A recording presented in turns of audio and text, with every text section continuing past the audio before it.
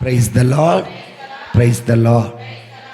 క్రీస్తునందు ప్రియమైన దేవుని బిడ్డలారా, ఆగమన కాలం 3వ ఆదివారం. ఆగమన కాలం 3వ ఆదివారం రోజున బప్తిస్మా యోహాను గారి ద్వారా దేవుడు మనతో మాట్లాడుతున్న వాక్యం ఏమిటంటే, మీరు హృదయ పరివర్తనకు తగిన పనులు చెయ్యండి. మీరు హృదయ పరివర్తన చెందారు అన్న సంగతి మీ క్రియలలో చేసి చూపించండి అని వాక్యము పలుకుతుంది. అయితే హృదయ పరివర్తనకు తగిన పనులు బైబిలు గ్రంథములో చాలా ఉన్నాయి. అయితే బప్తిస్మా యోహాను గారు తెలియచేస్తున్న పనులు 3. మొదటి పని ఏంటంటే దాన ధర్మాలు చేయండి. రెండవ పని ఏంటంటే ఇతరులకి భారం కాకండి, ఇతరుల మీద మోపిన భారాన్ని తీసేయండి. మూడవ పని ఏంటంటే అన్యాయముగా పరుల సొమ్ముని ఆశించకండి. ఈ 3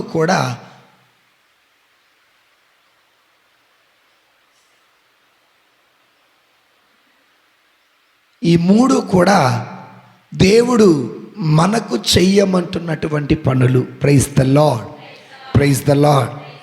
బైబిల్ గ్రంథం తీద్దాం. లూకా శుభవార్త 3వ అధ్యాయము 10వ వచనం నుండి చదువుకుందాం. లూకా శుభవార్త 3వ అధ్యాయము 10-11 వచనాలు చదువుదాం. కోటేశ్వరమ్మ.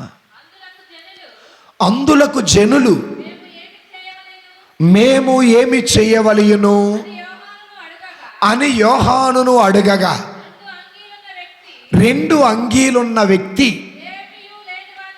ఏమీయూ లేని వానికి ఒకదానిని ఇవ్వవలెను, భోజన పదార్థములు ఉన్నవాడు కూడా అట్లాగే చేయవలెను అని యోహాను పలికాడు. హృదయ పరివర్తన చెందిన కొందరు ప్రభు దగ్గరికి వచ్చి, అయ్యా మేము ఏమి చేయవలెను అని అడుగగా, హృదయ పరివర్తన చెందిన మీరు 2 అంగీలుంటే ఏమీ లేని వానికి 1 అంగీని ఇవ్వండి. రెండవది, అన్నము లేని వారికి అన్నం పెట్టండి. ఇది మనం చేయవలసిన పని అని వాక్యం పలుకుతుంది. ఇప్పుడు అమృతమ్మ చదివిద్ది, ఏం తీసిందో చూద్దాం. ఇప్పుడు యెషయా గ్రంథము 58వ అధ్యాయము 7వ వచనం చదువుకుందాం. ఈరోజు నీ ఊరు అడిగితే వాళ్ళు చదవాలి. యెషయా గ్రంథం 58:7 నుండి చదవమ్మా. మీ భోజనమును ఆకలి కొనిన వానికి వడ్డించండి, ఇల్లు వాకిలి లేని వానికి ఆశ్రయం ఇవ్వండి, బట్టలు లేని వానికి దుస్తులు ఇవ్వండి, మీ బంధువులకి సహాయము నిరాకరించకండి. అప్పుడు నా ఆగమ్మ ఫస్ట్ ఇది చూద్దాం. ఆకలేసిన వారికి అన్నం, వస్త్రాలు లేని వారికి వస్త్రం, నీడ లేని వానికి నీడ, అడిగిన వానికి లేదు అనకుండా సహాయం చెయ్యండి అని పలుకుతున్నారు. నాదో ప్రశ్న, ఆకలితో మలమల మాడుతున్న వారు మన మధ్యలో ఎవరైనా ఉన్నారా? మన ఊర్లో, మన కుటుంబాలలో ఉన్నారా? లేరు. ఓకే.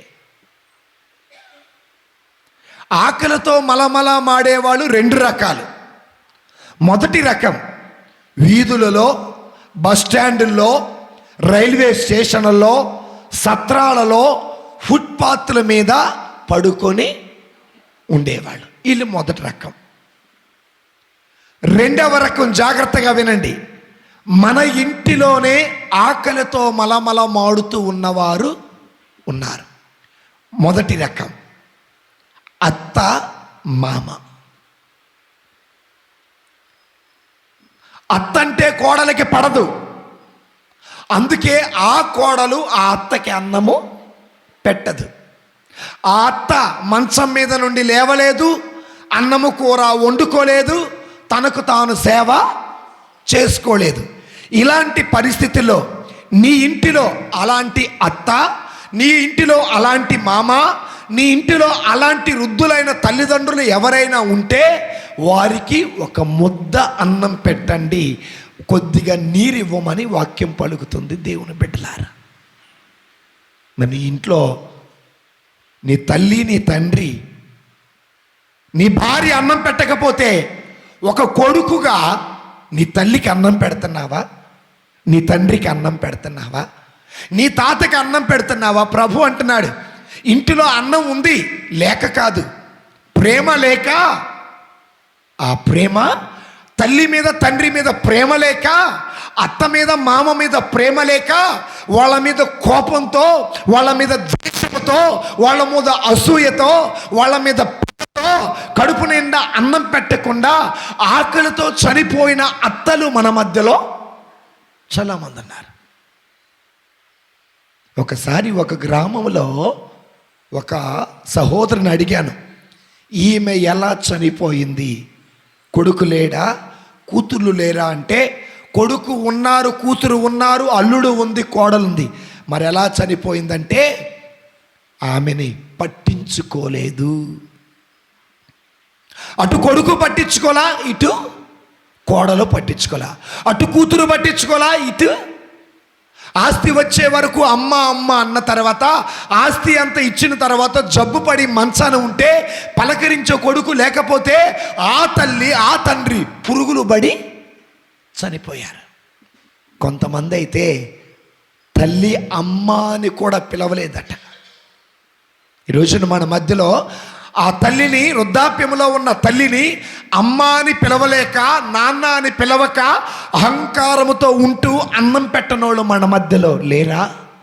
ఇలా అన్నం పెట్టక అహంకారముతో నువ్వు ఉంటే నువ్వు హృదయ పరివర్తన చెందిన బిడ్డవి కాదు. కోపము ప్రక్కన పెట్టు, ద్వేషము ప్రక్కన పెట్టు. భార్యను తిట్టాడని, భర్తను తిట్టిందని ఇలాంటి కోపము ప్రక్కన పెట్టి నీ అత్తకి లేదా నీ తల్లికి ఓ ముద్ద అన్నం పెట్టు. దేవుడు కోరుకునేది ఇదే. ప్రార్థనకు వస్తే సరిపోదు, వాక్యము వింటే సరిపోదు, వాక్యము చదివితే సరిపోదు.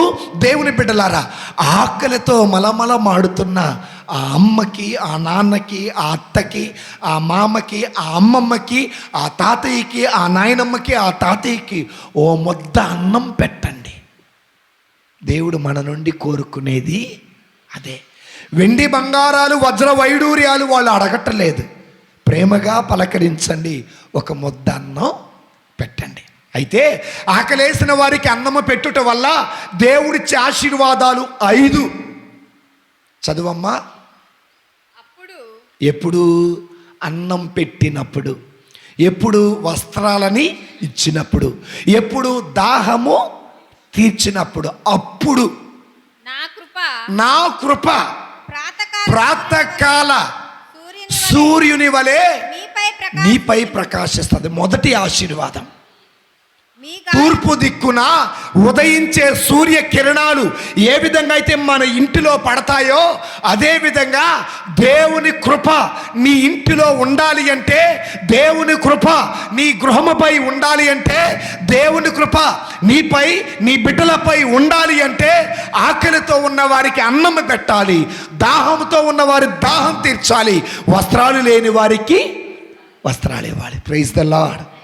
ఈ రోజున వస్త్రాలు లేని వారికి వస్త్రాలు ఇచ్చేవాళ్ళు ఎవ్వరూ కనపడరండి.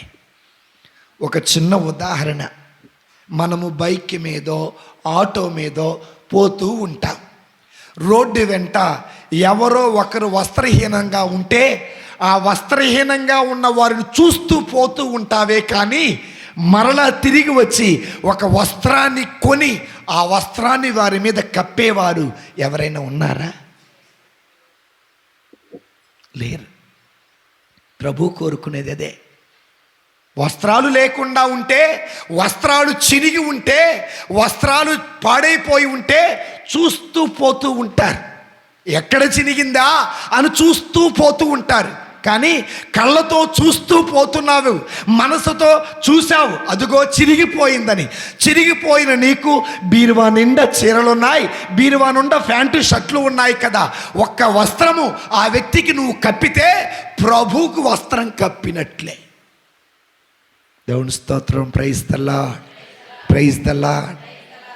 ఇంట్లో పురుషులకు బట్టలు ఎక్కువ ఉంటాయా, స్త్రీలకు బట్టలు ఎక్కువ ఉంటాయా? స్త్రీలకి. మంచిదే, తప్పు లేదు. నీ కష్టార్జితం నువ్వు కొనుక్కున్నావు, కానీ దారి వెంట పోతున్నా రోడ్డు మీద ఒక స్త్రీ నగ్నంగా లేదా అర్ధనగ్నంగా ఉన్నప్పుడు మరలా తిరిగి వెళ్ళి ఒక్క చీర కప్పితే యేసుకు సాక్ష్యం ఇచ్చిన బిడ్డవు నువ్వు అవుతావు. దేవుని స్తోత్రం. Praise the lord, praise the lord. మనం కప్పకపోగా ఏం చేస్తాం? చిరిగిన వాళ్ళని ఎక్కిరిస్తూ ఉంటాం. చులకనగా ఈమెకి కప్పుకోవటానికి వస్త్రాలే లేవు కానీ అని చాలామంది అంటూ ఉంటారు. అలాంటి మాటలు మనము అనకూడదు.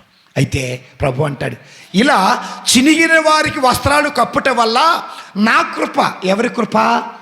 దేవుని కృప తూర్పున ఉదయించే ఉదయకాల సూర్య కిరణాలు ఏ విధంగా అయితే మన ఇంటిలోకి డైరెక్ట్గా వచ్చి పడతాయో దేవుని కృప కూడా నీ ఇంటికి వస్తుందట. Praise the lord. ఇది మొదటి ఆశీర్వాదం. రెండవ ఆశీర్వాదం ఏంటో తెలుసమ్మా? చదువమ్మా. నీ గాయాలు త్వరగా మానును. ఆకలేసిన వారికి అన్నము పెట్టుట వలన, వస్త్రాలు లేనికి వస్త్రాలు ఇవ్వట వలన నీ గాయాలు రెండు రకాలు. ఒకటి ఆత్మకు తగిలిన గాయం, రెండవది శరీరానికి తగిలిన గాయం. ఉదాహరణకి నేను అమృతమ్మ ఉంది, అమృతమ్మకి నాకు తగువైంది. శారీరకంగా ఎలాంటి కొట్టుకోలా, కానీ మాటల ద్వారా కొట్టుకున్నాం. నా మాటల వల్ల ఆమె మనసు గాయపడింది. గాయపడిన ఆమె ఆత్మకి స్వస్థత జరగాలి అంటే ఇలాంటి పుణ్యకార్యాలు చేయాలి.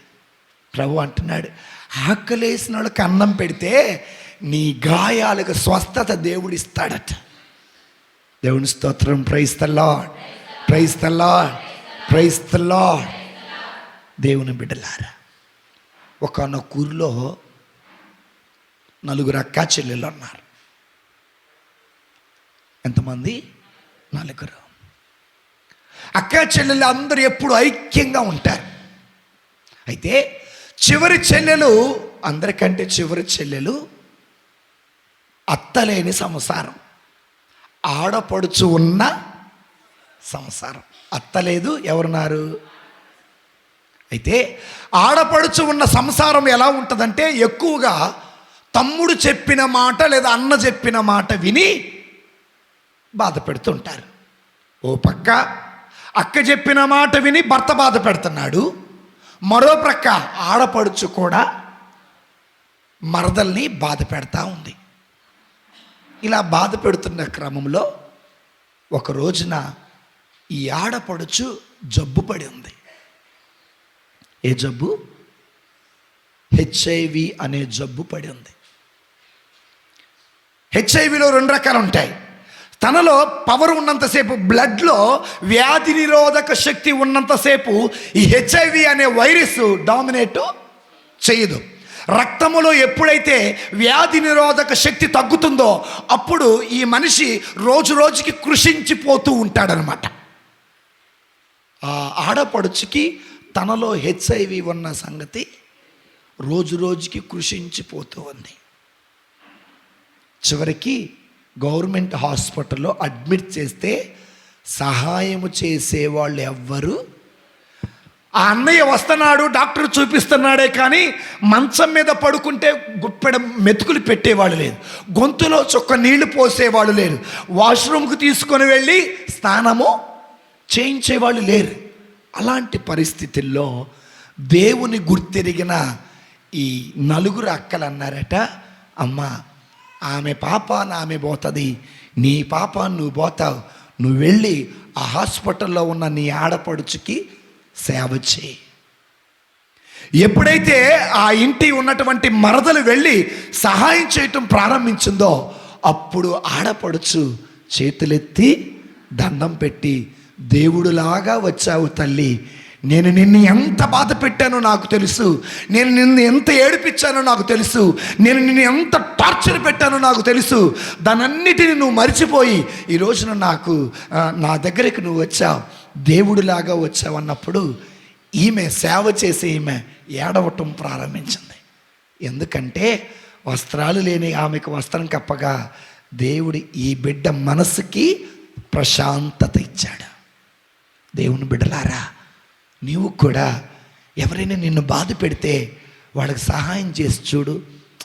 ఆ సంతోషం మాటలో చెప్పలేం, ఆ సంతోషం వివరించలేం, వర్ణించలేం. కనుక ఎందుకు ఈ మాట చెబుతానంటే, ఆకలేసిన వాళ్ళకి అన్నం పెట్టడం వల్ల నీ మనసుకు తగిలిన గాయం స్వస్థత అవుతుందట. వస్త్రాలు లేని వాడికి వస్త్రాలు ఇవ్వటం వల్ల నీ ఆత్మకు తగిలిన గాయానికి స్వస్థత అవుతుంది. మనం చాలామంది అందరితో మాట్లాడతా కానీ ఆమెతో మాట్లాడను, అందరి ఇళ్ళకి వెళ్తా వాళ్ళ ఇంటికి వెళ్ళను, అందరంటే ఇష్టం, పలానోళ్ళు అంటే నాకు ఇష్టం అంటే దాని అర్థం నీ మనసు గాయపడి ఉన్నదని అర్థం. గాయపడిన మనసుకు స్వస్థత జరగాలి అంటే నువ్వు పుణ్యకార్యాలు చేయాలి. దేవుని స్తోత్రం. అందుకే అడిగిన వానికి లేదనకుండా నీ శత్రువుని, నిన్ను శపించిన వారిని, నీ కీడు చేసిన వాళ్ళకి మేలు చేయాలి. ఇలా చేయటం మనం నేర్చుకోవాలి. ఇలా చేస్తే దేవుడిచ్చే ప్రతిఫలం, ఒకటి దేవుని కృప నిన్ను ఆవరిస్తుంది, రెండవది నీ ఆత్మకు తగిలిన గాయానికి స్వస్థత జరుగుతుంది, మూడవది నీ పుణ్యము మీకు ముందుగా నడుచును. ఏం నడిచిద్దట? పుణ్యం. అంటే నువ్వు చేసేటటువంటి ఈ అన్నదానం, నువ్వు చేసే వస్త్రదానం, నువ్వు చేసే స్థలదానం, నువ్వు చేసేటటువంటి నీటి దానం నీకంటే ముందే, అంటే నువ్వు ముందు నడవు. కాబట్టి దేవుని బిడ్డలారా, దాన ధర్మాలు చేయటంలో మనం వెనకడుగు వేయకూడదు. ఇది అయితే నీ పుణ్యము నీకు ముందు నడవాలంటే నువ్వు దాన ధర్మాలు చేయాలి. వాణి తోబీతు గ్రంథం 4వ అధ్యాయము 7వ వచనం. ఇటు పాత నిబంధనలో తోబీతు గ్రంథం 4వ అధ్యాయం. ఈరోజు ఎవరిని అడుగుతానో తెలియదు, మర్యాదగా రెడీగా ఉన్నాడు బైబిల్ తీసి. తోబీతు గ్రంథం, తోబీతు యూదీతు అక్కడ ఉంటుంది. 4వ అధ్యాయం 7వ వచనం చదవమ్మా, మైక్ తీసుకొని చదవమ్మా. దేవుని పట్ల భయభక్తులు చూపేవారికి నీ సొత్తు నుండి, గుర్తుపెట్టుకోండి, దేవుని ఎడల భయభక్తులు కలిగిన వారికి నీ సొత్తు నుండి దాన ధర్మాలు చెయ్యి. నీవు పేదలము అనాదరము చెయ్యకుందువేనే దేవుడు నిన్ను, గుర్తుపెట్టుకోండి, అడిగిన వానికి నువ్వు లేదనకుండా సహాయం చేస్తే దేవుడు కూడా నువ్వు అడిగింది తప్పనిసరిగా ఇస్తాడు. పేదోళ్ళకి సహాయం చేస్తే దేవుడికి చేసినట్టే. అందుకే పేదలను అనాదరము చెయ్యకుండా ఉంటే దేవుడు కూడా నిన్ను అనాధారం. పేదోళ్ళకు నువ్వు ఆధారం అయితే దేవుడు కూడా నీకు ఆధారం. ఆ తర్వాత చదవమ్మా. నీకున్న దానిని బట్టి దానము చెయ్యము, ఎక్కువగా ఉన్నచో ఎక్కువగా ఇమ్ము, తక్కువగా ఉన్నచో ఇవ్వటంలో వెనకడిగేగాక. 10 రూపాయలు ఉన్నాయి అనుకో, రూపాయి ఇవ్వు. 100 రూపాయలు ఉన్నాయి అనుకో, 10 రూపాయలు ఇవ్వు. 1000 రూపాయలు ఉన్నాయి అనుకో, 100 రూపాయలు ఇవ్వు. నీకున్నదాన్ని బట్టి చేయండి. దేవుని స్తోత్రం. Praise the lord. సో ఉన్నది ఆ తర్వాత చదవమ్మా, బాగుంటుంది. కానీ ఇచ్చుటలో మాత్రం ఎప్పుడు వెనకడుగు వెయ్యకము. ఇచ్చిన దానము ఆపద కాలమున గొప్ప నిధి వలె. చూడండి ఎంత చక్కని అన్నమాట. యెషయా ప్రవక్త ఏమన్నాడు తెలుసా? దాన ధర్మాలు నీకు ముందు నడుస్తాయన్నాడు. తోబీతు ఏమంటున్నాడు తెలుసా? నువ్వు ఇచ్చిన దానము ఆపద కాలములో గొప్ప నిధి వలె సహాయపడుతుంది అట. మరి ఈ రోజున అందుకే మనం మన సంపాదన ఎక్కడ కూడబెట్టుకోవాలి? భారతి మత్తయి 6:19. నువ్వు ఇది ఎలాగే ఉంచమ్మా, నువ్వు మూసేగాకు వాణి. 6:19 మత్తయి శుభవార్త 6:19.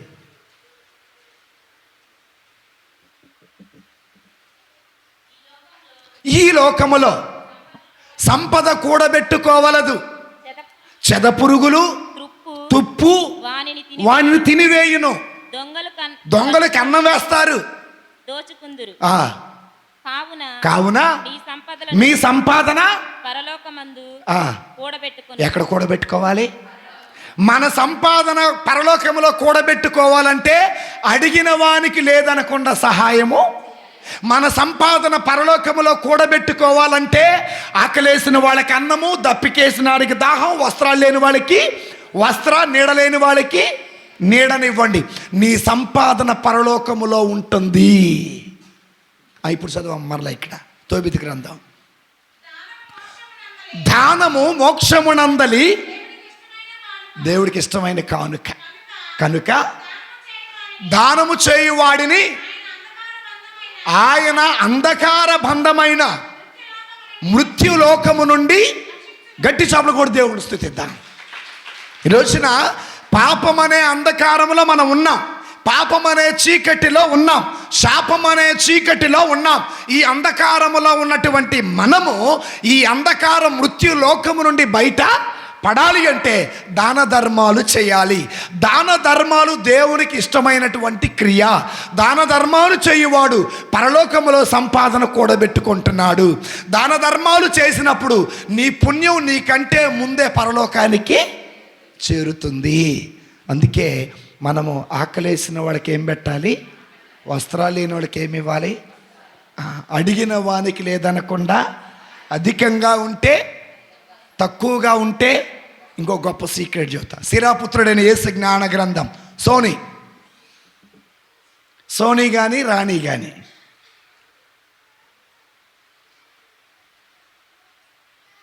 ఎవరు? సిరాపుత్రుడైన యేసు జ్ఞాన గ్రంథం 3వ అధ్యాయం 30వ వచనం నుండి.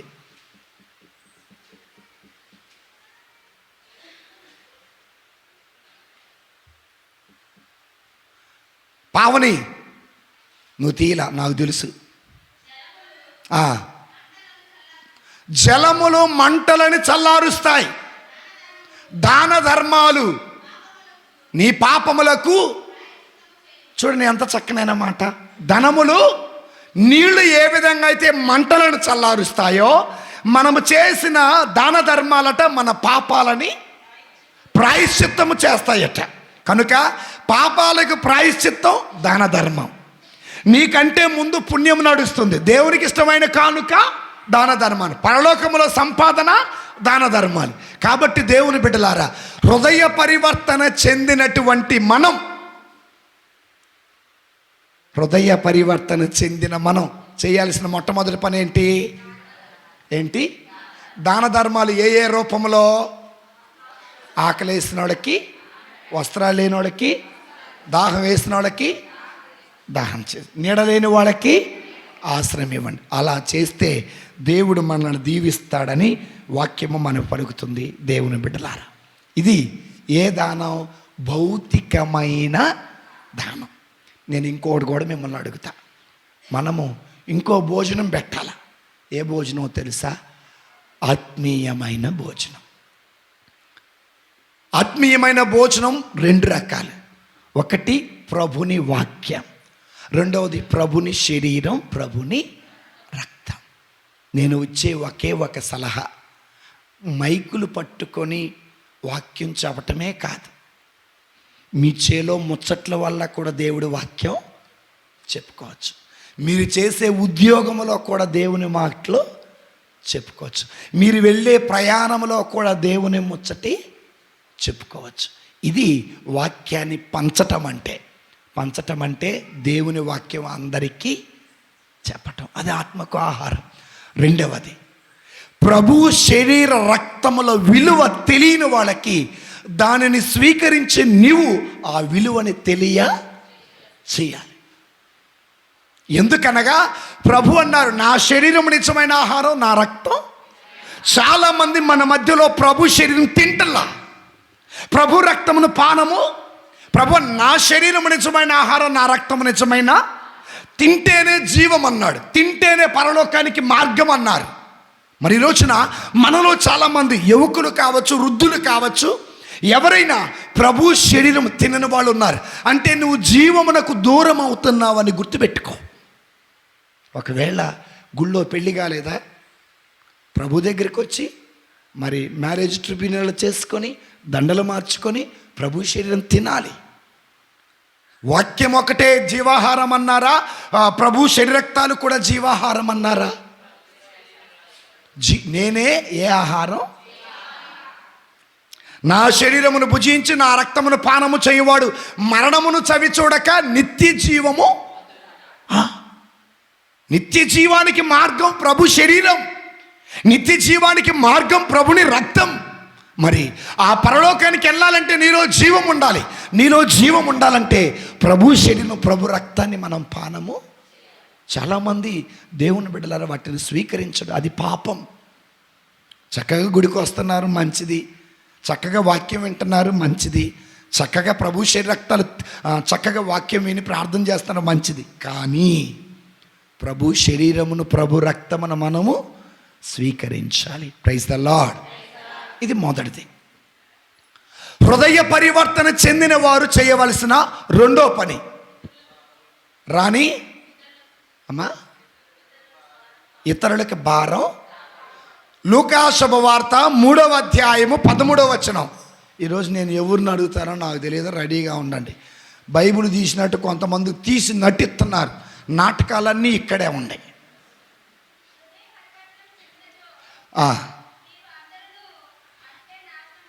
అమ్మా, లూకా శుభవార్త 3వ అధ్యాయం 12వ వచనం. నువ్వు ఏ సువార్త తీసావు? సువార్త ఛానల్ తీసావా ఏంది? తర్వాత చదవమ్మా. మీరు కాదు, రాణి ఆమె తీయాలి. ఇందాక పావని చదవాల, నువ్వు రెడీగా ఉండాలి. ఆ తరువాత సుంకరులు బాప్తిస్మము పొందుటకు వచ్చి. ఆగండి, సుంకరులు అంటే ఎవరు ఇక్కడ? సుంకరులు ఎలా పాపాత్ములయ్యారు? సుంకరులు ఉద్యోగం ఏంటి? సుంకం వసూలు చేయడం. వసూలు చేయవలసిన దానికన్నా అధికంగా, అందుకే వాళ్ళు ఏమయ్యారు? పాపులయ్యారు. 10 రూపాయలు నీటి పన్ను 15 వసూలు చేస్తారు. 50 రూపాయలు ఇంటి పన్ను 100 రూపాయలు. ఈ విధంగా అన్యాయంగా ప్రజల దగ్గర సొమ్మును దొంగతనం చేయుట వల్ల సుంకరులు ఏమయ్యారు? పాపులయ్యారు. ఈ హృదయ పరివర్తన చెందిన పాపులు, హృదయ పరివర్తన చెందిన సుంకరులు వచ్చి అంటారు, అయ్యా మేము హృదయ పరివర్తన చెందాము, ఏమి చెయ్యాలి అని అడిగారు. బోధకుడా మా కర్తవ్యం ఏమి అని అడుగగా అందుకు అతడు బైబిల్ ఉంటే అండర్లైన్ చేసుకోండి, నిర్ణయింపబడిన పన్ను కంటే ఎక్కువగా మీరేమి వసూళ్ళు. Praise the lord. దేవుడిచ్చిన సలహా ఏంటి? బాబు, దేవుడు నీకు ఒక మంచి ఉద్యోగం, నువ్వు చేయాల్సిన పని ట్యాక్సీ వసూలు చేయాలయ్యా. వసూలు చేయాల్సింది ఇదే చెయ్యండి, వసూలు చేయాల్సిన దానికన్నా అధికంగా మీరు చెయ్యొద్దయ్యా. అధికంగా చేస్తే వసూళ్ళు అన్నారు. అంటే దాని అర్థం ఏంటి? అయ్యా అధికముగా సుంకము వసూలు చేయకండి, ప్రజలకు మీరు భారము కాదు. అవునా కాదా? మీ సంపాదన 20 రూపాయలు, మీ ఖర్చు 40 రూపాయలు, మీకు అదేమైద్ది? ఏమైద్ది? భారం. ఈ రోజున ఫస్ట్ గుర్తుపెట్టుకోండి, తల్లిదండ్రులు బిడ్డలకి భారమయ్యారు, బిడ్డలు తల్లిదండ్రులకి భారమయ్యారు, భార్య భర్తకి భారం, భర్త భార్యకి ఎలా భారం చెబుతా వినండి. ఫస్ట్ బిడ్డలు తల్లిదండ్రులకి ఎలా భారం అయ్యారు చెబుతా వినండి. అమెరికా దేశంలో 16, 17, 18 సంవత్సరాలు వస్తే పిల్లలు చదివిన చదువును ఆధారంగా చేసుకొని ఉద్యోగం చేసుకొని వాళ్ళ సంపాదన వాళ్ళే సంపాదించుకోవాలి. ఇది ఏ దేశంలో? మన దేశంలో 20, 25, 30 ఏళ్ళు వచ్చినా పెళ్ళయి 2, 3, 4 పిల్లలు పుట్టినా అమ్మ దగ్గరికి వెళ్ళి పెట్రోలుకు డబ్బులు, మందుకు డబ్బులు, డీజిల్కి డబ్బులు, ఇంట్లో తింటానికి భార్యకి అన్నం ఉండదు, పిల్లల స్కూల్ ఫీజు కట్టరు. ఇలా సోమరితనం వల్ల, పేకాట వలన, జూదము వలన, బెట్టింగ్ వలన ఏ పని చెయ్యకుండా తల్లిదండ్రులకు భారమయ్యే బిడ్డలు మన మధ్యలో లేరా? ఇలా నీవు నీ తల్లికి నీ తండ్రికి భారం అవటం అనేది ఒక పాపం. ఓ యువకులారా, ఓ యువతులారా, గుర్తించండి, మనము మన తల్లిదండ్రులకు ఎప్పుడు భారము కాకూడదు. నేను మీకు ఒక సత్యం చెప్తా. నేను గురువు కాని ముందు నుండే ఇప్పటి వరకు మా అమ్మ మా నాన్నని నాకు రూపాయి ఇమ్మని అడగల. నేను చెబుతున్నా, నాకున్న దాంట్లోనే జాగ్రత్త పొందా. ఎందుకు అడగల? నన్ను పెంచారు చాలు, నన్ను చదివించారు చాలు. నాకు కూలి పని చేసుకోవటం వచ్చు, మిరపకాయలు కోయటం వచ్చు, నాటేయటం వచ్చు, పనికి వెళతా, నా ఫీజు నేను సంపాదించుకుంటా. నేను ఎప్పటికి కూడా నాకు ఒక రూపాయి ఇవ్వమ్మా నాన్న అని నేను అడగను. నేనే వాళ్ళకి కావలసిన సహాయము. నేను ఒక యువకుడిగా చెప్పేది ఏంటంటే, మన తల్లిదండ్రులు మనల్ని కన్నారు, పెంచారు, పెద్ద చేశారు, అన్నీ ఇచ్చారు. ఈ రోజున ఆ తల్లికి మనం భారం కాకూడదు. ఆ తండ్రికి మనం బిడ్డలను పోగొట్టుకోలేక, బిడ్డలను నాశనం చేసుకోలేక, ఆ తల్లి ఎక్కడో అప్పు చేసో సప్పు చేసో కడుపు నిండా అన్నం పెడుతుంది. అది తల్లిదండ్రులు గొప్పతనమే కానీ మన గొప్పతనం అయితే కాదు. కాబట్టి ప్రియమైన బిడ్డలారా గుర్తుపెట్టుకోండి, ప్రియమైన తమ్ముళ్ళారా చెల్లెళ్ళారా గుర్తుపెట్టుకోండి. మనకు వయసు వచ్చింది, 20 సంవత్సరాలు వచ్చాయి. తల్లిదండ్రులకు భారం కాకూడదు. ఎవరో తెస్తారు మనం తిందాం అని అనుకోకూడదు. కష్టపడదాం. దేవుడు శక్తి ఇచ్చాడు, బలం ఇచ్చాడు, జ్ఞానం ఇచ్చాడు, తెలివితేటలు ఇచ్చాడు. పని చేయడానికి ఎన్నో పనులు ఉన్నాయి. పని చేయాలనుకున్న వాడికి 100 పనులు ఉంటాయి. పని చేయకూడని వాడికి ఏ పని ఏదో ఒక వంక పెడతానే ఉంటాడు. కాబట్టి బిడ్డలారా, మీ తల్లిదండ్రులకి మీరు భారం కావద్దు. ఒకవేళ మీ తల్లిదండ్రులకు మీరు భారం అయ్యారనుకో, అంతకంటే ఘోర పాపం మరేది. మీ తల్లిదండ్రులకు మీరు భారం అయ్యారంటే అది సోమరితనం. సోమరితనం అనేది ఒక పాపం.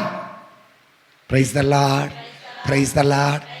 మయ్య 10 చదివాడు, మయ్య ఇంటర్ చదివాడు, మయ్య డిగ్రీ చదివాడు. ఎండకు ఎండిపోకూడదు, వానకి నిన్ను మాత్రం ఎండగట్టాలి. ఈ రోజున మరి అలాంటి బిడ్డలు మన మధ్యలో లేరా? సెలవులకు వచ్చావు, పనికెళ్ళు. సెలవులకు వచ్చావు, పని నేర్చుకో. ఈ రోజున అన్ఎంప్లాయ్మెంట్ ఉంది మన దేశంలో, అన్ఎంప్లాయ్మెంట్ ఉంది మన రాష్ట్రంలో. ఉద్యోగం వస్తేనే పని చేస్తానని, నేను చదువుకున్నా నాకు ఉద్యోగం రాలేదని బస్సు ఖర్చులకి, పెట్రోల్ ఖర్చులకి, చివరికి తల మీద నూనెకి, కడుపులో తినే తిండికి తల్లిదండ్రుల మీద ఆధారపడే కొడుకులు మన మధ్యలో లేరా? ఇంకా మనం ఎందుకు తల్లిదండ్రులు కష్టపట్టాలి? ఇంకా మనం తల్లిదండ్రులకు భారం ఎందుకు అవ్వాలి?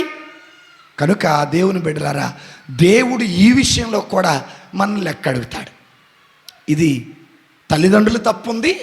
రెండవది, తల్లిదండ్రులు అమ్మ పనికొద్దు నాన్న, నా బంగారు కొండ, నా చిట్టు తల్లి, నా బుజ్జి తల్లి అని బాగా గారాపం చేసి చేసి చేసి ఈ రోజున వాడు నీకేమయ్యాడు?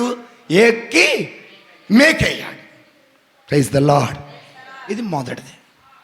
రెండవది, భర్త భార్యకి భారం. ఎవరికి భారం? భర్త. ఈరోజున మన గ్రామంలో అందరికీ ఏదో ఒక పని వచ్చు, ఏదో ఒక పని చేయగలరు. నాకు తెలిసి ఏదో ఒక పని వచ్చు, పనికి కూడా వెళతారు. పనికి వెళ్ళి నాకు ఏం చేస్తారు చెప్పండి, మీ అనుభవం. శనివారం డబ్బులు వస్తాయి, ఏం చేస్తారు? కొన్నేమో అడ్వాన్స్ తీసుకుంటారు, తాగేస్తారు. నీ సంపాదనతో నువ్వు తాగుతూ ఉంటే నీ భార్య పిల్లల్ని ఎలా పోషించాలి? నీ భార్య ఇంటి ఖర్చులు ఎలా తీర్చాలి? నీ భార్య ఇంటిలో ఉన్న పప్పు ఉప్పు ఎలా తేవాలి? అంటే నీ సంపాదనతో నీ పొట్ట పోషించుకోగా నువ్వు నీ భార్యకి ఏమయ్యావు? భారమయ్యా. ఇది పాపమే. ఇంకొంచెం ముందుకెళదాం.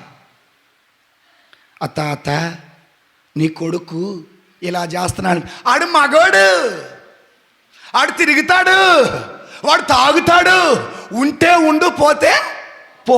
నువ్వు పోతే కొండ మీద కోతిని తెచ్చి పెళ్లి చేస్తారు, కోతికే చేయొచ్చుగా. అంటే ఎవరిని వెనకేసుకొస్తున్నావు నువ్వు? కొడుకుని వెనకేసుకొస్తున్నారు.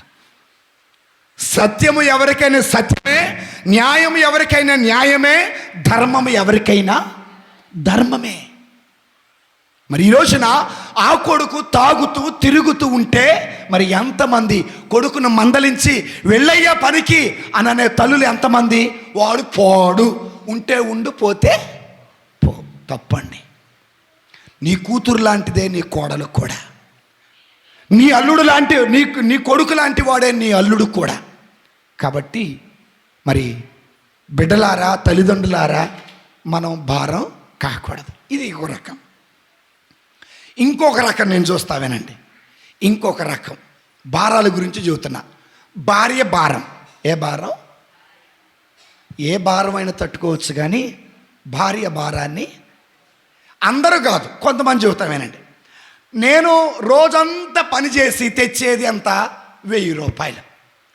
ఈమె ఇంట్లో కూర్చొని ఫేర్ అండ్ లవ్లీ డ్రెస్సులు ఆర్డర్ల మీద ఆర్డర్లు. నాకు వచ్చే సంపాదన 1000 రూపాయలు, ఫోన్లో ఆన్లైన్ ఆర్డర్ మీద ఆర్డర్. ఆయన అన్ని ఫోన్పే కొడతా ఉంటాడు. ఇంటికాడికి వచ్చేసరికి శనివారానికి అందరూ వచ్చి కూర్చుంటారు, చుట్టూ రౌండ్ టేబుల్ సమావేశం. ఎవరిళ్ళు? అప్పులోళ్ళు. నీ భర్త సంపాదించేదానికి నీ సంపాదన కొద్దిగా తోడవ్వాలా. నీ భర్త 10 రూపాయలు సంపాదిస్తే నీది 1 రూపాయి అవ్వాలే, కానీ 11 రూపాయలకి నువ్వు 20 రూపాయలు అప్పు చేస్తే భారమేనా కాదా? భారమే కాదు. దేవుని బిడ్డలారా, గుర్తుపెట్టుకోండి. నీవు పేదరికంలో ఉంటే 32 బయట పెట్టి ఏం చేస్తారు? నవ్వుతారు. ఇంకా కొంచెం కిందకు వస్తే ఏం చేస్తారు? ఎగతాళి. ఇంకా కొద్ది కిందకు వస్తే నలుగురిలో వచ్చినప్పుడు చులకనగా మాట్లాడు. కానీ నీకొచ్చే 11 రూపాయల సంపాదనలో 6 రూపాయలు ఖర్చు పెట్టుకొని 4 రూపాయలు నువ్వు దాచిపెట్టుకుంటే, ఏ ఇంటికి నువ్వు దేహి అని వెళ్ళకుండా వింటే తలెత్తుకొని రొమ్మిరుసుకొని బజార్లో అలా నీ భర్త తిరగాలి అంటే నీ ఖర్చు తగ్గించుకోవాలి. Praise the lord. ఆదివారం చికెన్ తినాల్సిన అవసరం, పప్పు వండుకొని పచ్చడి వేసుకొని కూడా, అయ్యో ఆదివారం చికెన్ అంటే నాకు ఇష్టం అందుకే నేను తినకుండా. మరి చికెన్ ఎటు తెస్తారు? ఉంది 100 రూపాయలు, 150 చికెను, 5 రూపాయలు చింతపండు, 6 రూపాయల అల్లం, 10 రూపాయలు టమాటా, అందులోకి మిరపకాయలు, 200 అప్పు. నేను ఎందుకు చెబుతున్నా? ఒక భార్యగా నువ్వు సంపాదనను బట్టి నువ్వు ఖర్చు ఉండాలే, కానీ సంపాదనకి మించి, రాబడికి మించిన ఖర్చు ఇది భారం. నేను చెబుతున్నా, ఎప్పుడైనా భారమే. ఎంతగా అయితే నీ ఖర్చు తగ్గించుకుంటావో అంతగా నీ రూపాయి. ఒక ఆవిడట గవర్నమెంట్ ఉద్యోగం చేస్తుందట. ఏ ఉద్యోగం? గవర్నమెంట్ ఉద్యోగం చేస్తుందట. అయితే వాళ్ళ అమ్మ వాళ్ళ నాన్న 2 అంతస్తుల మేడ కట్టించి ఇచ్చారట. ఈ 2 అంతస్తులు ఇంట్లో ఎవడుంటాడు అని చెప్పేసి ఈ 2 అంతస్తులు ఇల్లు మూతేసి అపార్ట్మెంట్కి పోయింది. దేనికి వెళ్ళింది? అపార్ట్మెంట్కి. ఏందమ్మా అపార్ట్మెంట్కి ఉంటామంటే, నా ఉద్యోగమేమో గవర్నమెంట్, ఇక్కడ చూస్తే 2 ఇళ్లలో నేను ఉండను అనే అపార్ట్మెంట్లో పోయింది. అపార్ట్మెంట్ ఎట్లుంటుందో తెలుసా? నాకు బాగా తెలుసు. అన్నీ కొనాల. ఆమెకు వచ్చే 10,000తో అద్దె కట్టలేక, ఆమెకు వచ్చే 10,000తో కుటుంబాన్ని పోషించుకో, మళ్ళీ ఎక్కడికి వచ్చింది? మన సంపాదన 10 అయినప్పుడు మన ఖర్చు 5 అవ్వాలి, 6 అవ్వాలి. 2 రూపాయలు ఇన్కమ్ చూపించాలి, లేదా 3 రూపాయలు. వాళ్ళ ఇదంతా పోయినాక ఎదురు చూస్తూ ఉంటా, ఎవడెత్తాడా, ఎవడు చేస్తాడా, ఎవడ పెడతాడా అని. కాబట్టి దేవుని బిడ్డలారా, భార్య భర్తకు భారం అవ్వకూడదు, భర్త భార్యకు భారం అవ్వకూడదు, బిడ్డలు తల్లిదండ్రులకి భారం అవ్వకూడదు. Praise the lord, praise the lord. ఇక తల్లిదండ్రులు చూద్దాం. తల్లిదండ్రులారా, మీరెప్పుడు బిడ్డలకి భారం కాదు. ఎప్పుడు? తినటానికి తిండి అడిగినప్పుడు, ఉండటానికి ఇల్లు అడిగినప్పుడు, కట్టుకోవడానికి వస్త్రాలు అడిగినప్పుడు, ఇంకా గొంతెమ్మ కోరికలు ఉంటాయి. వాళ్ళ అబ్బాయి కారు కొన్నాడు, నువ్వు కొనవా? సో దయచేసి ఎందుకు ఈ మాటలు నేను అంటున్నానంటే, ఈ రోజున ప్రభు అన్నారు, హృదయ పరివర్తన చెందిన మన జీవితం ఎవరికి భారము కాకూడదు. మన భారం మనం మోస్తే చాలు, మన బిడ్డల భారం మనం మోస్తే చాలు. ఎదుటి వారికి భారమైనప్పుడు ఏమైందంటే చేదరించుకుంటారు. ఎదుటి వారికి భారమైనప్పుడు చులకనగా మాట్లాడతారు. ఎదుటి వారికి భారమైనప్పుడు సహించలేదు. ఎంతకాలం ఈ భారం మోయాలని అనిపిస్తుంది. అందుకే నీ బ్రతుకు ఎప్పుడు ఎదుటి వారికి భారము.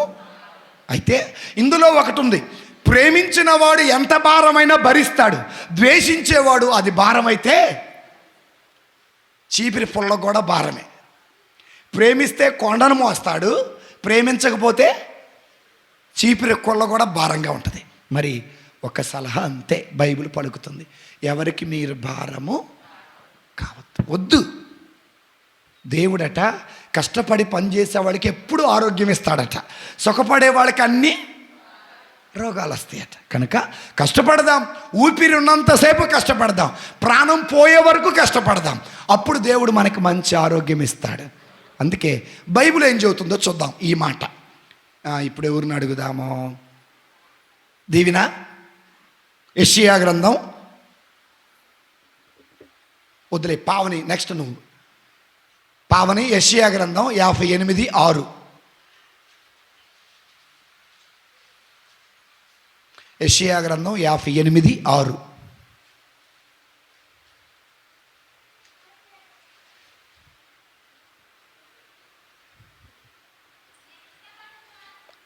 అమ్మా వినపట్ల. నేను ఇష్టపడు ఉపవాసం ఇది, మీరు అన్యాయపు 1 మీరు అన్యాయపు బంధాలను విప్పండి 1, ఇతరుల మెడ మీదకి ఎత్తిన కాడిని తొలగించండి, పీడితులను విడిపించండి 3, వారికి ఎట్టి బాధ ఎన్ని మొత్తం. ఫస్ట్ది ఏంటంటే ఇతరుల మీదకి ఎత్తే భారం అన్యాయపు భారమా, అన్యాయపు బంధమా? అన్యాయపు బంధాలను మీరు విప్పండి. అన్యాయపు బంధానికి న్యాయమైన బంధానికి మీకు తేడా బాగా తెలుసు. అన్యాయపు బంధం అనగా, న్యాయమైన బంధం అనగా దేవుడు జత చేసిన బంధం. అన్యాయపు బంధం అనగా మీరు జత చేసుకునే బంధం. ప్రభు అంటున్నాడు, ఇలాంటి అన్యాయపు బంధాలను ఎప్పుడైతే విప్పుతావో అది భారం తొలగిపోద్ది. ఎవరికి భారం? కట్టుకున్న భార్య భారం తొలగిపోయిద్ది, ఈ అన్యాయం మీద ఉన్న భారం కూడా తొలగిపోయిద్ది. ఎలా భారం చెప్పనా? ఇంట్లో ఉన్న భార్య ఏడుస్తూ ఉంటుంది, నేనుండగా పరాయి స్త్రీ దగ్గరికి వెళ్తాను. ఇంట్లో ఉన్న స్త్రీ ఏడుస్తూ ఉంటుంది, నేనుండగా పరాయి పురుషుడి దగ్గరికి వెళ్తుందని. చూడండి, భర్తని ఏడిపించిన కన్నీరు, భార్యని ఏడిపించిన కన్నీళ్ళు వ్యర్థముగా పోవు. అంటే ఆ కన్నీడికి మనం దేవుడి సమాధానం చెప్పాలి. అందుకే మనం ఎవరిని అన్యాయముగా ఏడిపించొద్దు, మన వల్ల ఎవరు అన్యాయంగా ఏడవకూడదు. దేవుని స్తోత్రం, ప్రైజ్ ది లార్డ్. అన్యాయపు బంధాలు వదిలేయండి, అన్యాయపు బంధాలు విప్పేయండి. అన్యాయ బంధాలు మాకొద్దు.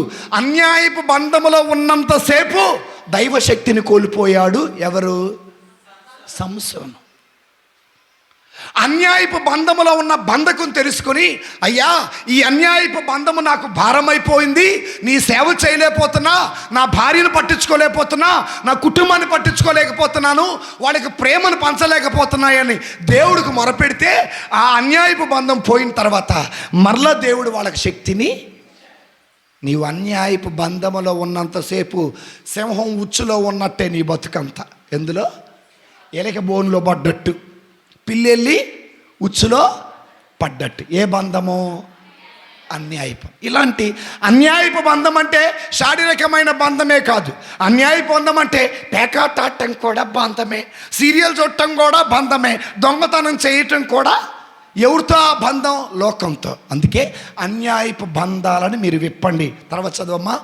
ఇతరుల మెడ మీదకెత్తిన, చెప్పా కదా, ఇతరుల మెడ మీదకి ఎత్తిన కాడంటే భర్తకి కాడి, భార్యకు కాడి, బిడ్డలకి ఆ భారం మనం మోపొద్దు. అమ్మా అమ్మా గట్టి చెప్పండి, గట్టి చెప్పండి. అమృత అమృతమ్మా, అమృతమ్మ వంది, అమృతమ్మ నీకు సాయంత్రం కలిసి ఇచ్చేస్తా అమృతమ్మా. అమృతమ్మ వంది. లేవు మాయా, 100 రూపాయలు లేవు. ఇయ్యమ్మ మా అమ్మ కాదు, సాయంత్రం కలిసి ఇచ్చేస్తా. ఏం చేస్తారు దీన్ని? లేవంటే వదిలేయటం, వదిలించటం, ఇంకా అడుగుతూ ఉంటారు. దీన్ని ఏమంటారు? పీడిచ్చికి తింటామంటారే. ఇక పాపం ఆమె ఏం చేసింది? ఆడదాచిపెట్టిన ఏడదాచిపెట్టిన అన్ని మెల్లకి తీసి పో బావా, అమ్మాయ ఎంత ప్రశాంతంగా ఉంది. ఈ లోపున అశోక్ వచ్చాడు. మార్తమ్మ ఒక 100 రూపాయలు డీజిల్ కొట్టించుకుంటా బండిలో.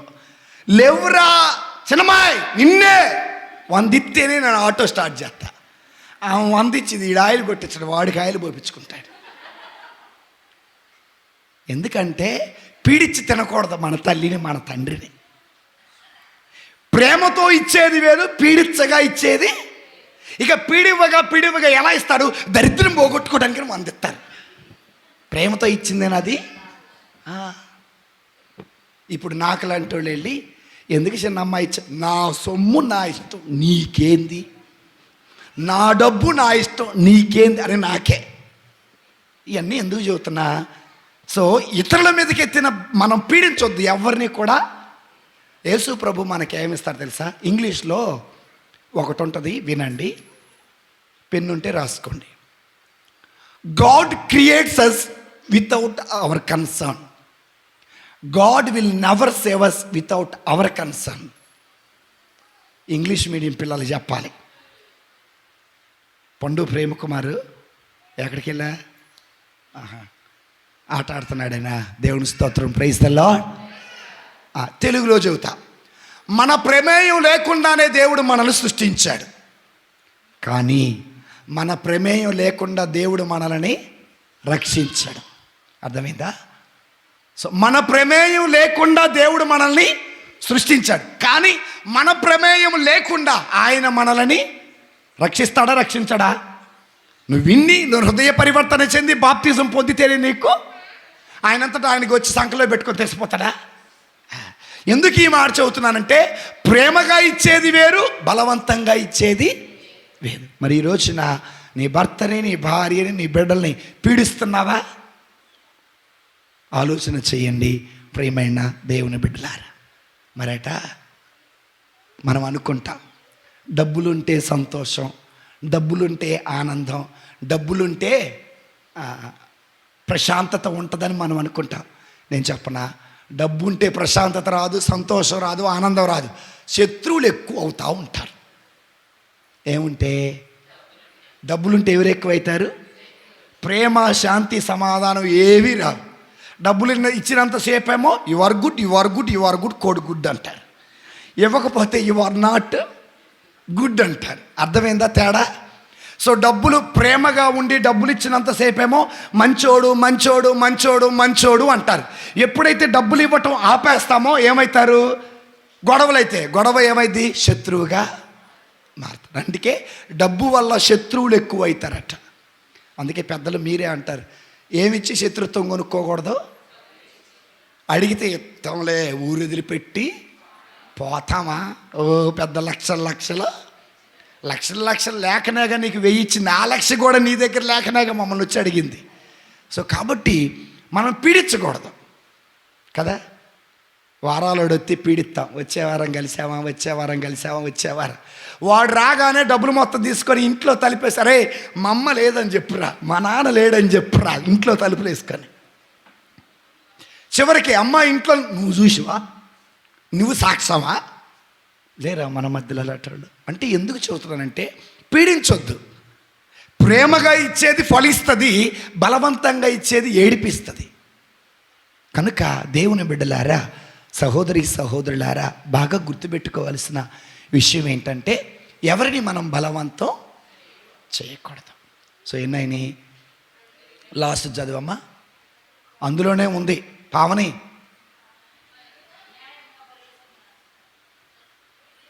చదువు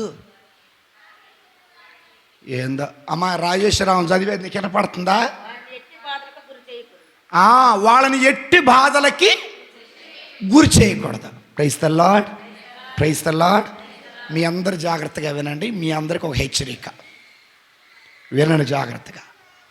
6వ తరగతి చదివే ఒక అబ్బాయి సాయంత్రం స్కూల్ నుండి వచ్చి ఫోన్ చూస్తున్నాడు. సాయంత్రం స్కూల్ నుంచి రాగానే చూస్తే అమ్మందరే ఫోన్ పక్కన పెట్టి, వినండి జాగ్రత్తగా తల్లిదండ్రులారా, ఫోన్ పక్కన పెట్టి హోంవర్క్ చేసుకోరా అని అమ్మ బేషన్లో బియ్యం జరుగుతుంది. ఈడు ఫోన్ పక్కన పడేశాడు, బయటికి వెళ్ళాడు. వాళ్ళ అమ్మ అనుకుంది ఆడుకోవటానికి వెళ్ళాడేమో అనుకుంది. కానీ బ్యాట్ ఒకటి తీసుకొని అమ్మ తల పగలగొట్టాడు. కారణం ఎవరు? కారణం ఎవరు చెప్పండి? ఎవరు? ఎందుకు? కాదు, నువ్వు నీ సీరియల్కి అడ్డం రాకుండా ఉండటం కోసం వాడు మొహాన్ని వేసు. ఇప్పుడు తాను తీసుకున్న గోతులు వాళ్ళ అమ్మ పడింది. దయచేసి మీ పిల్లలకి ఏం దూరం పెట్టాలా మరి? కాబట్టి దేవుని బిడ్డలారా, మనం ఎవరికి భారము కాకూడదు. 2 అయిపోయినాయి. ఇక 3వది ముగిద్దాము. ఎవరు అమ్మా? అన్యాయంగా సిపురా లోకా శుభవార్త 3వ అధ్యాయము 14-15 వచనాలు. ఆ బైబిలే చదువు, నేను చెబుతా.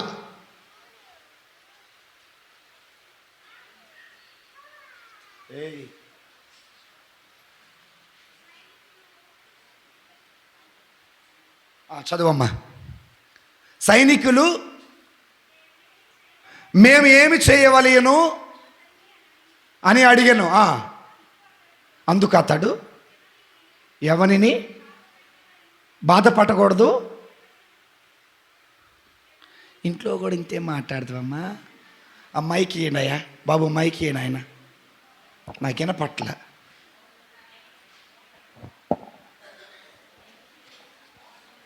అందరూ చదవాల్సిందే, తప్పించుకోవడానికి వీల్లేదు.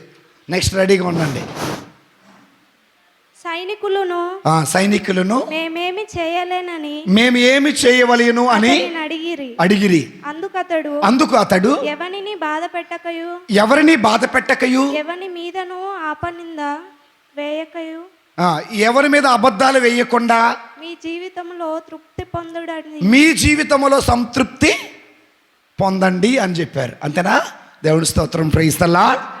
ఇక్కడ ఏమని ఉంటుందంటే, ఎవరిని సొమ్ము బలవంతంగా, గ్లోరీ చదువమ్మా, నువ్వు తీసినవో లేదో తెలియాలి నాకు. రక్షక భటులు కొందరు వచ్చి మేము ఏమి చేయవలను, అక్కడి నుంచి దీవెన చదువమ్మా. నువ్వు అక్కడి నుంచి రక్షక భటులు ఏమన్నారు ఆ నుంచి చదువులు. నువ్వు తీయలేదని నాకు తెలుసు, అందుకే.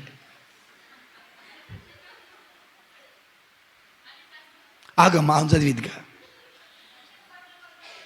రక్షక భటులు కొందరు వచ్చి మేము ఏమి చేయవలేను అని ప్రశ్నించగా, అక్కడి నుంచి మౌనిక చదివిద్ది.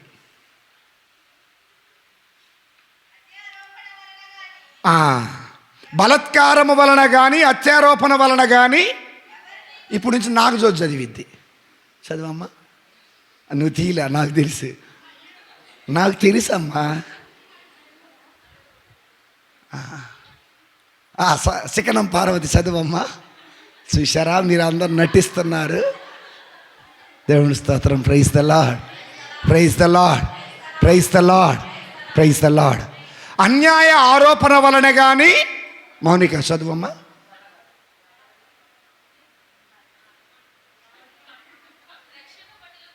రక్షక భటులు కొందరు వచ్చి మేము ఏమి చేయవలేను అని ప్రశ్నించగా, బలత్కారముగా కానీ అన్యాయ ఆరోపణ వలన కానీ, జాహ్నవి చదువమ్మా. రక్షక భటులు కొందరు వచ్చి, అందరు తీసి రెడీగా ఉన్నారు కదా, దేవుడికి మహిమ కలుగును గాక. వచ్చేవారి నుండి ఇది చేయాలి. నేను వరుస పెడుతుంటే నా వరుస వచ్చినప్పుడు చూద్దాములేని తీటలు అయ్యిండు. చదువు జాహ్నవి.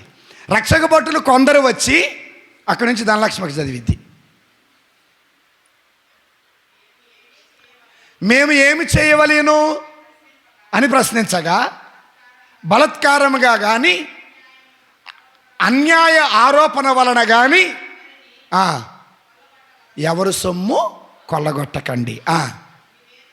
మీ వేతనముతో మీరు అమ్మా అన్యాయంగా అక్రమంగా ఎవరు సొమ్ము సంపాదించుకోవద్దు.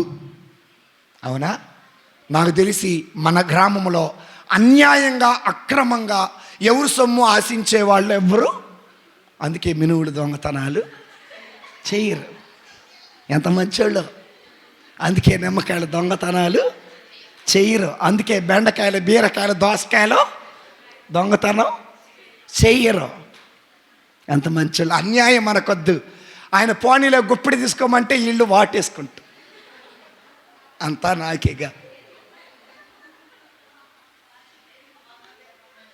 చివరికట్ట బేరగాడు రాక పురుగులు బట్టి తినేసినట్టు. అర్థమైందా? సో అన్యాయముగా అక్రమంగా బలవంతంగా ఎవరు సొమ్ము మనకొద్దు. పరుల సొమ్ము పాము వంటిది. అందుకే నిర్గమాకాండములో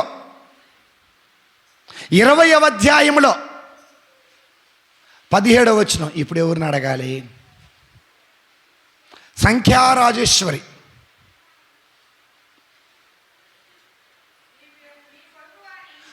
నీ పొరుగువాని ఇంటిని ఆశించరాదు, నీ పొరుగువాని భార్యను, దాసిని కానీ, దాసుని కానీ, ఎద్దును కానీ.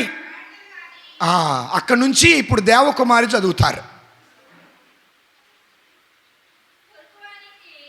కీడు చేయగాక.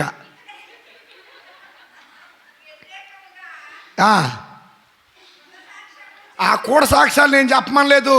20వ అధ్యాయం 17వ వచనం. ఇరుగు పొరుగుల ఇల్లు మనకొద్దు, పొరుగువారి భార్య భర్త వద్దు, దాసిని కానీ,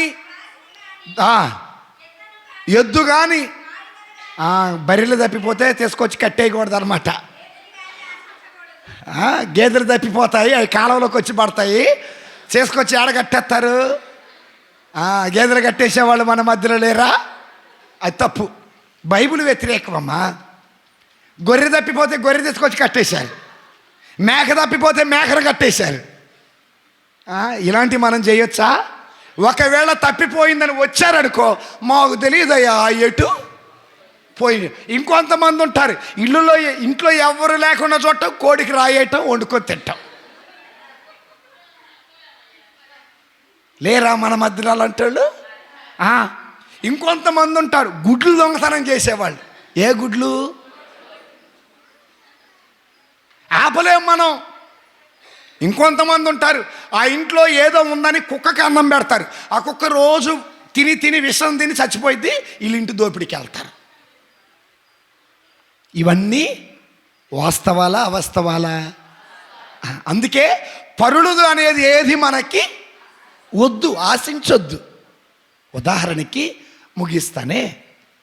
ఆహాబు రాజు యెజెబెలు నాబోతు ద్రాక్ష తోట కోసం ఆశపడ్డాడు. నాబోతు ఎలాగైతే చనిపోయాడో ఆహాబు కూడా అలాగే పరుల సొమ్మును ఆశించాడు. ఆయన మెడకు ఆయనే ఉచ్చు వేసుకున్నాడు. చూడండి ఈ రోజున పరుల సొమ్ము.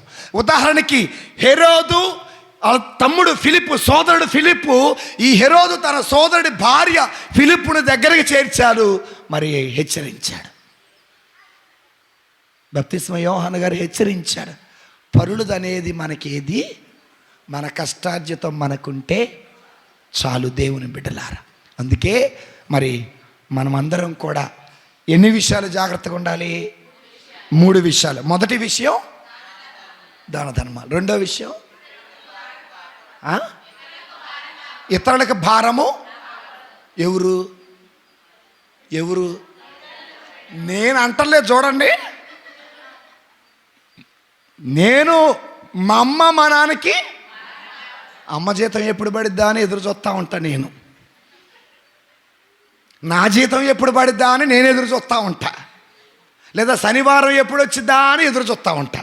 సో అన్యాయంగా ఎవరు సొమ్ము మనము ఈ విషయంలో సిరాపుత్రుడైన యేసు జ్ఞాన గ్రంథము 4వ అధ్యాయం 1వ వచనం చదువుకొని ముగిద్దాం.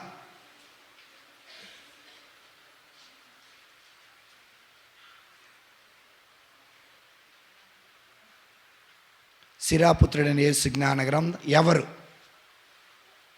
ఇంకెవరు చదవాలి? యశోదా చదవమ్మా, నువ్వే మిస్ అయ్యావు.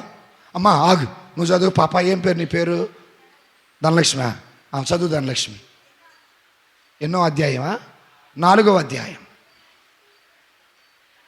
1వ వచనం నుండి.